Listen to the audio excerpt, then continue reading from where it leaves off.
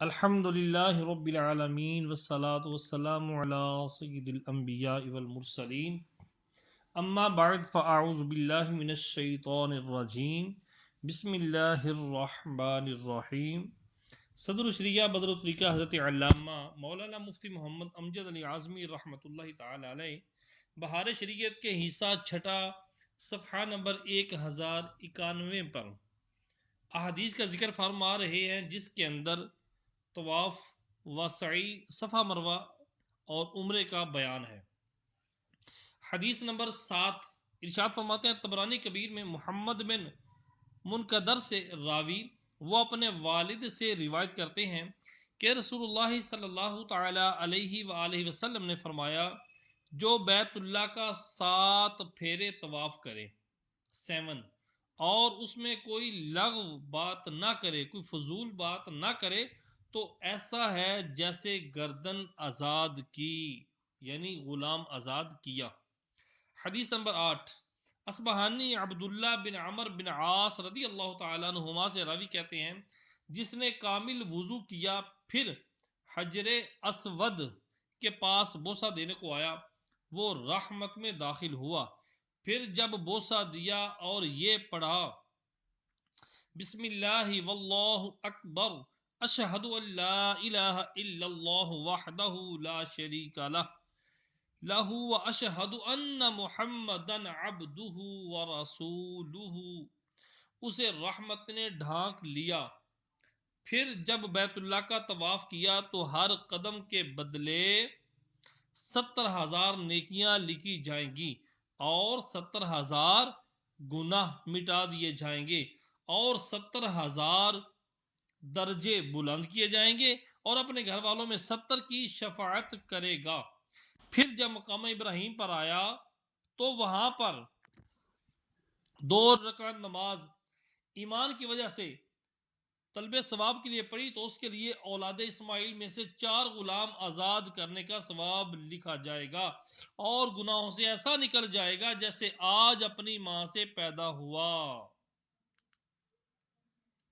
حدیث نمبر 9 حدیث نمبر 9 میں بہقی ابن عباس رضی اللہ تعالی عنہما سے راوی کہ رسول اللہ صلی اللہ تعالی علیہ وآلہ وسلم فرماتے ہیں، بیت الحرام کے حج کرنے والوں پر ہر روز اللہ تعالیٰ 120 رحمت نازل فرماتا ہے، 60 طواف کرنے والوں کے لیے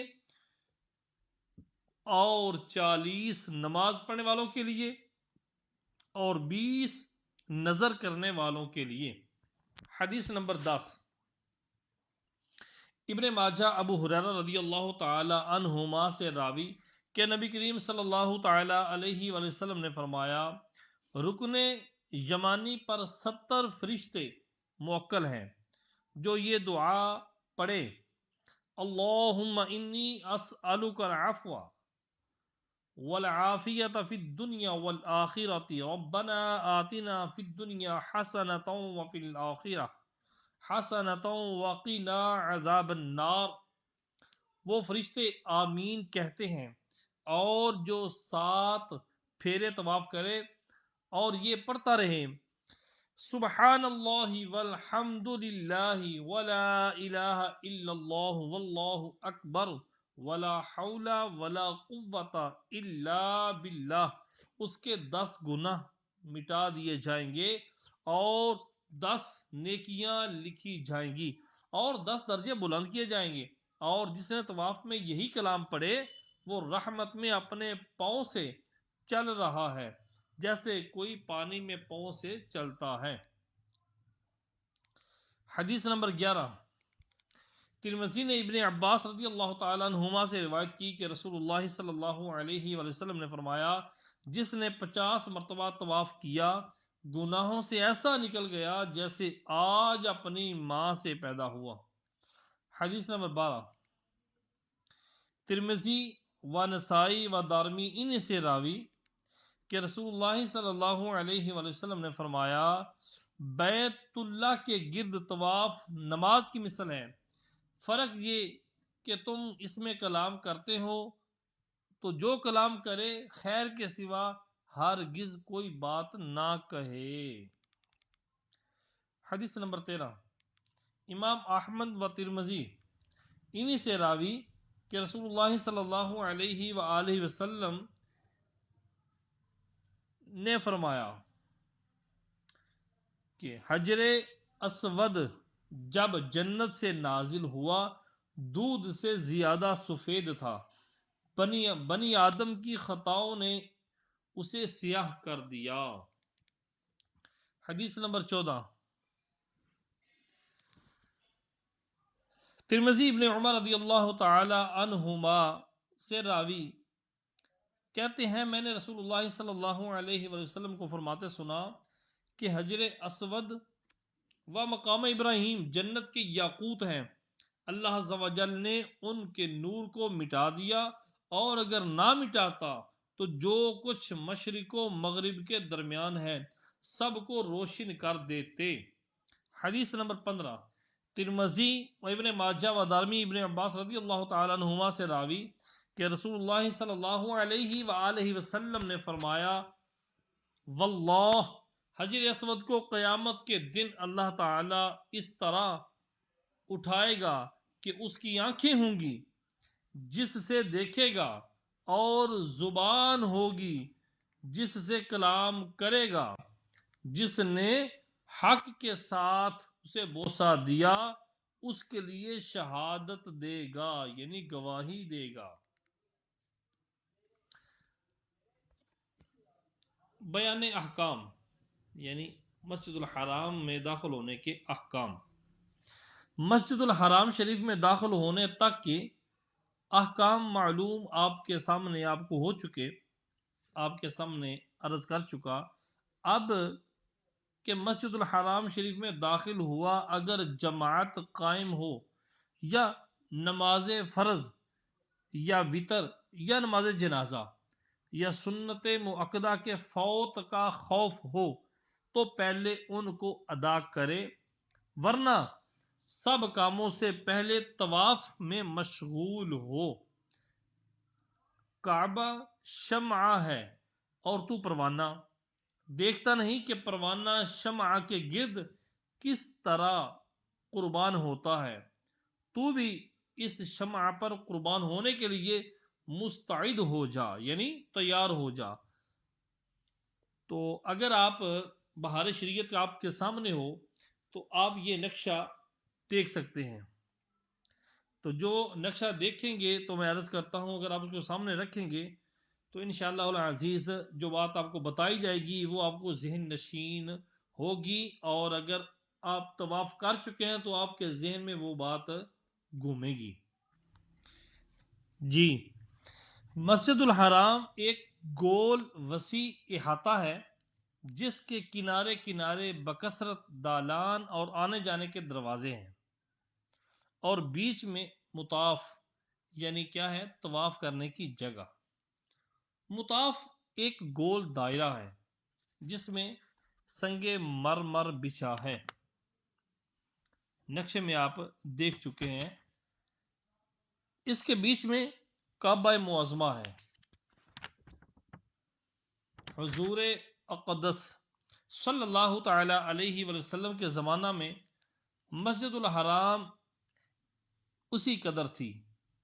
اس کی حد پر باب السلام شرقی قدیم دروازہ واقع ہے،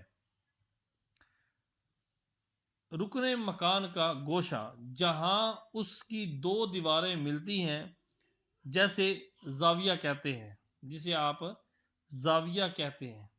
اس طرح یہ جو نقشے میں لکھی ہے آپ دے سکتے ہیں ان کو۔ دونوں دیواریں مقام ہا پر ملی ہیں، مقام ہا پر ملی ہیں۔ یہ رکن و زاویہ ہے۔ کعبہ معظمہ کے 4 رکن ہیں۔ نمبر 1 رکن اسود جنوب اور مشرق یعنی جنوب و شرق کے گوشے میں، اسی میں زمین سے اونچا سنگ اسود شریف نصب ہے۔ حجر اسود جہاں پہ نصب ہے اس کو جنوب و شرق، مشرق اور جنوب کے گوشہ میں اسے کہتے ہیں جہاں حجر اسود نصب کیا ہوا ہے۔ نمبر 2 رکن عراقی شرق و شمال کے گوشے میں، شرق و شمال کا جو کونا ہے دروازہ کعبہ انہی دو رکنوں کے بیچ کی شرقی جو دیوار ہے اس میں زمین سے بہت بلند ہے، ملتزم۔ اسی شرقی دیوار کا وہ ٹکڑا جو رکن اسود سے دروازہ کعبہ تک ہے اسے ملتزم کہتے ہیں۔ رکن شامی اوتر اور پچھم کے گوشہ میں، اوتر اور پچھم کیا ہے؟ یعنی شمال اور مغرب۔ رکن شامی جو ہے اوتر اور پچھم کے گوشے میں، یعنی کیا؟ شمال اور مغرب، وہ سمت جہاں پر سورج ڈوبتا ہے اس کی طرف کیا ہے؟ رکن شامی۔ میزاب رحمت، سونے کا پرنالہ، کہ رکن عراقی و شامی کے بیچ کی شمالی دیوار پر چھت میں یہ نصب ہے۔ حطیم بھی اسی شمالی دیوار کی طرف ہے۔ یہ زمین کعبہ معظمہ ہی کی تھی۔ یہ نیچے حاشیے میں لکھیں، دیکھیں ذرا، جنوباً اور شمالاً 6 ہاتھ کعبہ کی زمین ہے، اور بعض کہتے ہیں کہ 7 ہاتھ، اور بعض کا خیال ہے کہ سارا حتیم جو ہے یہ کعبہ کی زمین ہے۔ تو فرما رہے ہیں کہ یہ جو زمین ہے حتیم کعبہ، یہ کعبہ معظمہ کی جگہ تھی۔ زمانہ جاہلیت میں جب قریش نے کعبہ از سر نو تعمیر کیا، کم خرچ کے باعث اتنی زمین کعبہ معظمہ سے باہر چھوڑ دی، اس کے گردا گرد ایک قوسی انداز کی چھوٹی سی دیوار کھینچ دی، اور دونوں طرف آمد و رفت کا دروازہ ہے، اور یہ مسلمانوں کی خوش نصیبی ہے، اس میں داخل ہونا کعبہ معظمہ ہی میں داخل ہونا ہے۔ سبحان اللہ۔ تو جو بحمد ہی تعالی بے تکلف نصیب ہوتا ہے، بغیر کسی پریشانی کے بندے کو نصیب ہو جاتا ہے اس جگہ میں داخل ہونا۔ رکن یمانی پچھم اور دکن کے گوش میں، پچھم اور دکن کیا ہے؟ یہ کہ جنوب کی سمت ہے، تو اس کیا ہے؟ رکن یمانی، اس کے کونے میں۔ جی، تو مستجار رکن یمانی و شامی کے بیچ کی غربی دیوار کا وہ ٹکڑا جو ملتزم کے مقابل ہے۔ مستجاب رکن یمانی و رکن اسود کے بیچ میں جو دیوار جنوبی ہے، یہاں 70,000 فرشتے دعا پر آمین کہنے کے لیے مقرر، اس لیے اس کا نام مستجاب رکھا گیا ہے۔ مقام ابراہیم، دروازہ کعبہ کے سامنے ایک قبہ میں وہ پتھر ہے جس پر کھڑے ہو کر حضرت سیدنا ابراہیم خلیل اللہ علیہ السلام نے کعبہ بنایا تھا۔ ان کے قدم پاک کا اس پر نشان ہو گیا جو اب تک موجود ہے۔ حاشیے کے اندر ذرا نظر کیجئے، ہمارے نبی کریم صلی اللہ علیہ وآلہ وسلم کے قدم پاک کی نشان میں بے قدرے بے ادب لوگ کلام کرتے ہیں۔ یہ معجزہ ابراہیمی ہزاروں برس سے محفوظ ہے، اس سے بھی انکار کر دیں۔ اللہ اکبر۔ اور جسے اللہ تعالیٰ نے آیات البینات، اللہ کی کھلی نشانیاں فرمایا ہے، ایسا نشان زمزم شریف کا قبہ مقام ابراہیم سے جنوب کو مسجد شریف ہی میں واقع ہے، اور اس قبہ کے اندر زمزم کا کنواں ہے۔ باب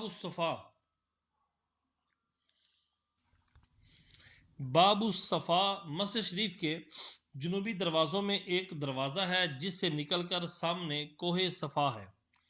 صفا کعبہ معظمہ سے جنوب کو ہے۔ یہاں زمانہ قدیم میں ایک پہاڑی تھی کہ زمین میں چھپ گئی ہے، اب وہاں قبلہ رخ ایک دالان سا بنا ہے اور چڑھنے کی سیڑھیاں ہیں۔ مروہ دوسری پہاڑی صفا سے پورب کو تھی، اور یہاں بھی اب قبلہ رخ دالان سا ہے۔ فرما رہے ہیں کہ مروہ دوسری پہاڑی صفا سے پورب کو تھی، اور یہاں بھی اب کیا ہے، قبلہ رخ دالان سا بنا ہوا ہے، اور سیڑھیاں صفا سے مروہ تک جو فاصلہ ہے اب یہاں بازار ہے۔ صفا سے چلتے ہوئے داہنے ہاتھ کو دکانیں اور بائیں ہاتھ کو احاطہ مسجد الحرام ہے۔ میلین اخضرین، میلین افزارین، تو سبز نشان، اس فاصلے کے وسط میں جو صفا سے مروہ تک ہے، دیوار حرم شریف میں 2 سبز میل نصب ہے، جسے میل کے شروع میں پتھر لگا ہوتا ہے، جیسے میل کے شروع میں پتھر لگا ہوتا ہے۔ مسعا، وہ فاصلہ کہ ان 2 میلوں کے بیچ میں ہے۔ یہ سب صورتیں آپ سنیں بھی اور اس کو اگر دیکھیں بھی، کیا نام ہے اس کا، نقشے کو، تو انشاءاللہ العزیز آپ بخوبی جو ہے یہ ان نشانات کو، اللہ تعالیٰ کی جو کھلی نشانیاں بیان کی گئی ہیں، آپ ذہن نشین کر سکتے ہیں۔ وگرنہ بانی دعوت اسلامی حضرت علامہ مولانا مفتی حضرت علامہ مولانا ابو بلال محمد الیاس عطار قادری رضوی ضیائی دامت برکاتہم العالیہ کی ایک معناز تصنیف ہے رفیق الحرمین، آپ اس کا مطالعہ فرمائیں تو انشاءاللہ العزیز آپ کو حج و عمرہ کے وسیع ترین مسائل سیکھنے کو ملیں گے۔ تو صاحب بہار شریف فرماتے ہیں، یہ ساری صورتیں جو آپ کو بیان کی گئی ہیں، اس کتاب میں سے بار بار دیکھ کر ذہن نشین کر لیں کہ وہاں پہنچ کر پوچھنے کی آپ کو حاجت نہ ہو۔ نہ واقف آدمی اندھے کی طرح کام کرتا ہے، اور جو سمجھ لیا وہ کھیارا ہے، یعنی جس نے یہ کام، یہ چیزیں، یہ نام یاد کر لیے، سمجھ لیے، وہ انکھیارا ہے۔ اب اپنے رب عز و جل کا نام لے کر طواف کیجئے۔ جی، یہاں سے صدر الشریعہ حضرت علامہ مولانا مفتی محمد امجد علی اعظمی رحمۃ اللہ تعالی علیہ طواف کا طریقہ اور دعائیں ذکر کرتے ہیں، آپ سماعت فرمائیں اور ان کو یاد کرنے کی کوشش بھی کریں۔ نمبر 1، ارشاد فرماتے ہیں جب حجر اسود کے قریب پہنچیں تو یہ دعا پڑھیں: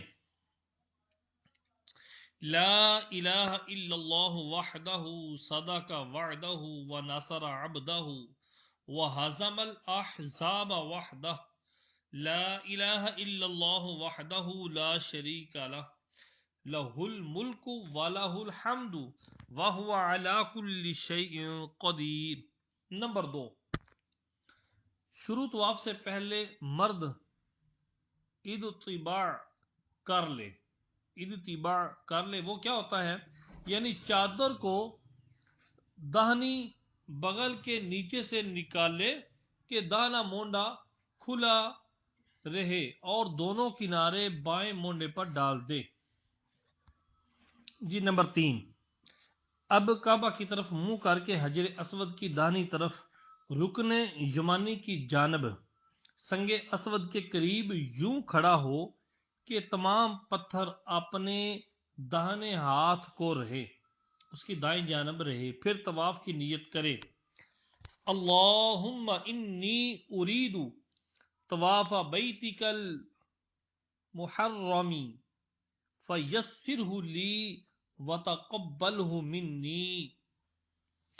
نمبر 4 نمبر، اس نیت کے بعد کعبہ کو منہ کیے اپنی داہنی جانب چلو، جب سنگ اسود کے مقابل ہو اس کے برابر میں آ جاؤ، اور یہ بات ادنا حرکت میں حاصل ہو جائے گی، یعنی تھوڑا سا ہلنے ہلنے سے، آگے ہونے سے یہ آپ کو حاصل ہو جائے گی۔ کانوں تک ہاتھ اس طرح اٹھاؤ کہ ہتھیلیاں حجر اسود کی طرف رہیں، اس طرح ہاتھ اٹھاؤ کہ آپ کی ہتھیلیاں حجر اسود کی طرف رہیں، اور کہو بسم اللہ والحمد للہ واللہ اکبر والصلاۃ والسلام علی رسول اللہ، اور نیت کے وقت ہاتھ نہ اٹھاؤ جیسے بعض مطوف کرتے ہیں کہ یہ بدعت ہے۔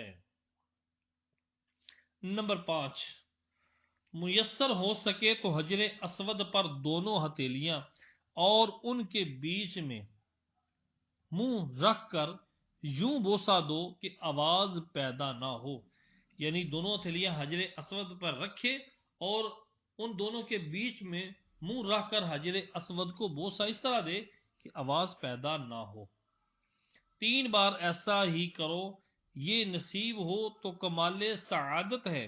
یقیناً تمہارے محبوب و مولا محمد رسول اللہ صلی اللہ تعالی علیہ وآلہ وسلم نے اسے بوسہ دیا اور روئے اقدس اللہ اکبر اس پر رکھا۔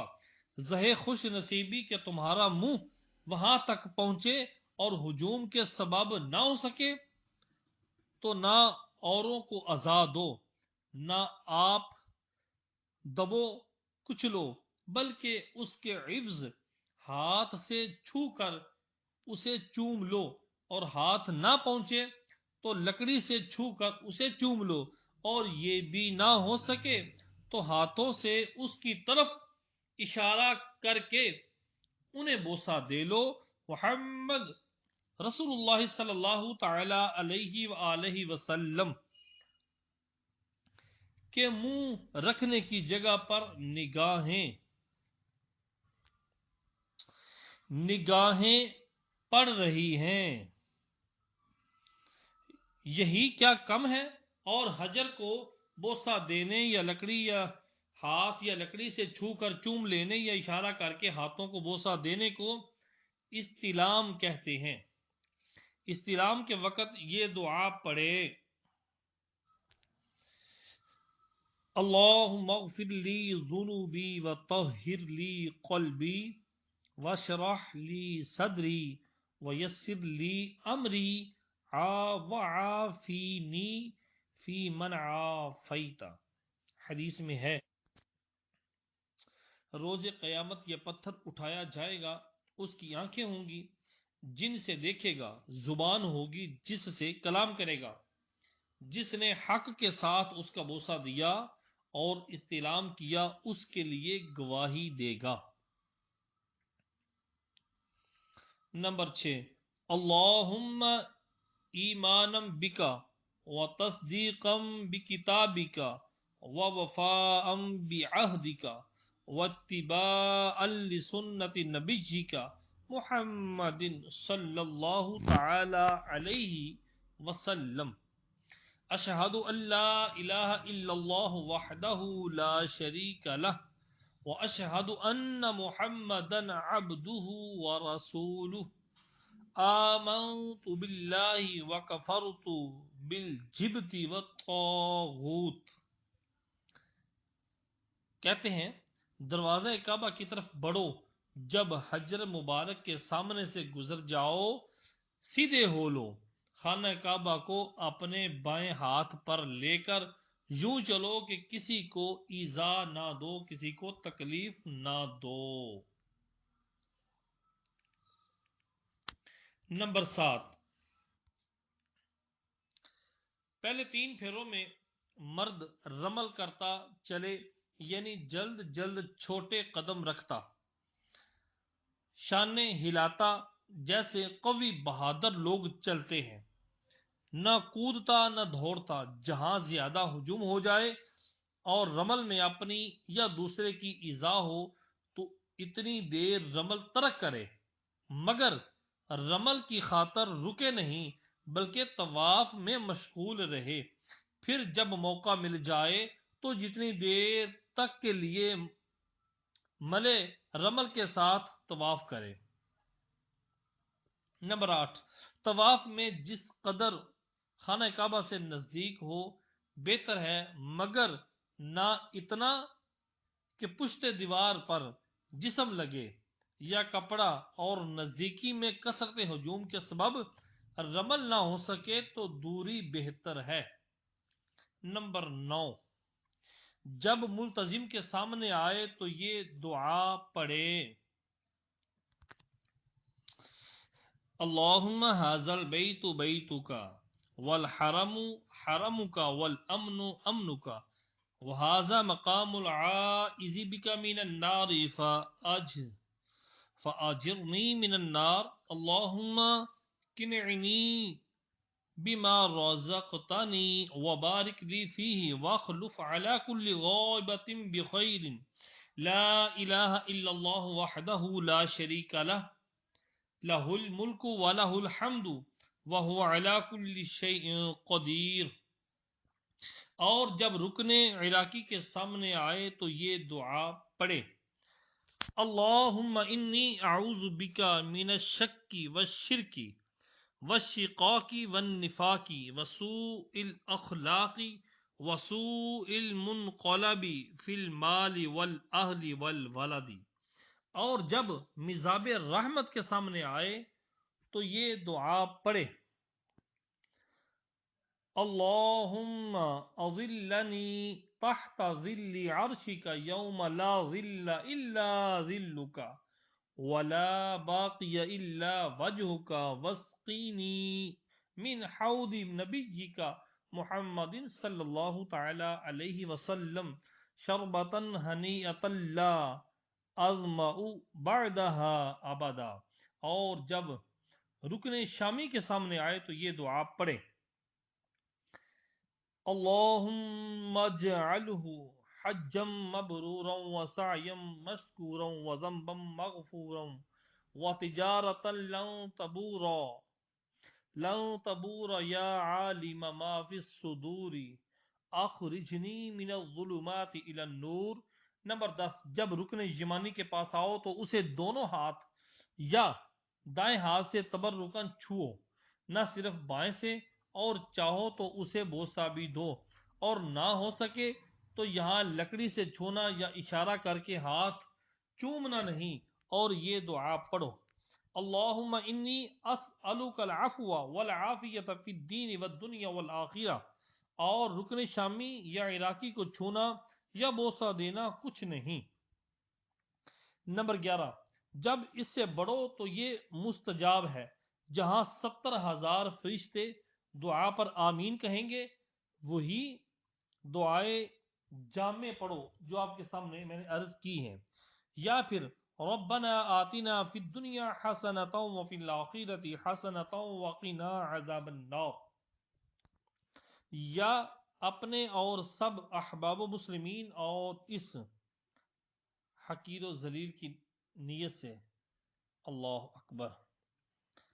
آپ ان طرف نسبت کرتے ہوئے فرماتے ہیں کہ صرف درود شریف پڑھیں کہ یہ کافی وافی ہے۔